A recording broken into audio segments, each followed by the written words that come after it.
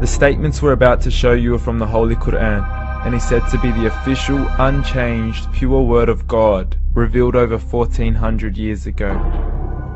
Claiming to be the word of God is a heavy statement, and without proof, or if a single contradiction is found within the book, the apparent word of God will be proven false. So without further ado, let's put the book to the test.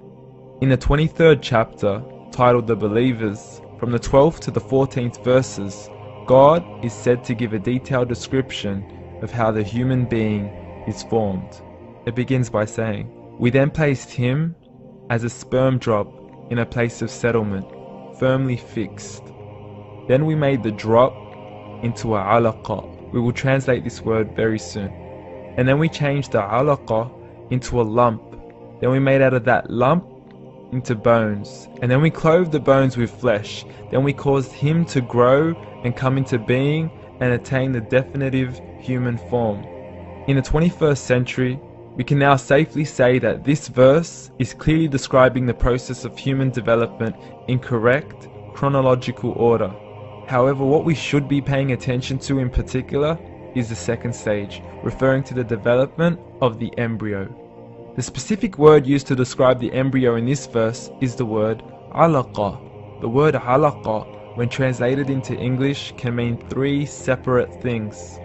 Firstly, a blood clot, or to be suspended, that is to be hanging or clinging to something, or thirdly and finally, a leech.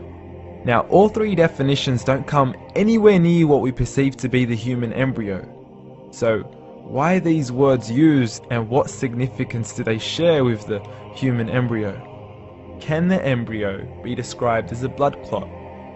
Well, what do you think?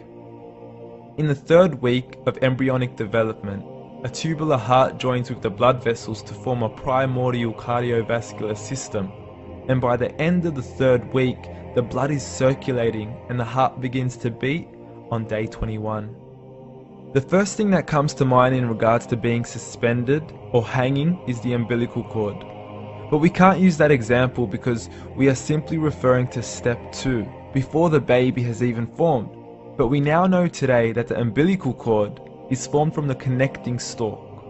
And the connecting stalk is formed as soon as the embryo is formed.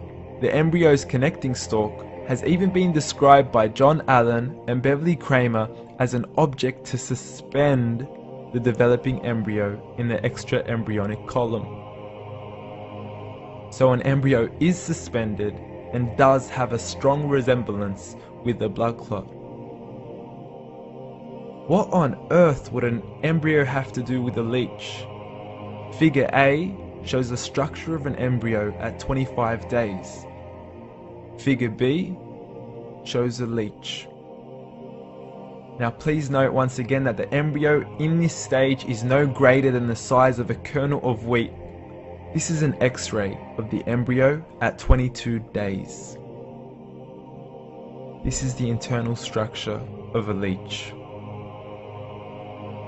It's mind-blowing stuff, but you still haven't seen anything yet. This is the head of the embryo at 22 days. The detail you are seeing right now is absolutely impossible to be seen with the human eye and can only be seen with a microscope. This is the back end of a leech. There's no other words used to describe this other than mind-blowing. The pictures we have shown you are impossible to be seen with the human eye, or even to be predicted by the human mind. Once again, the verses we have shown you were revealed over 1400 years ago to a man who couldn't read nor write. Are these the words of God? Descriptions of the human embryo in the Quran cannot be based on scientific knowledge in the 7th century. The only reasonable conclusion is that these descriptions were revealed to Muhammad from God, from God, from God, from God, from God.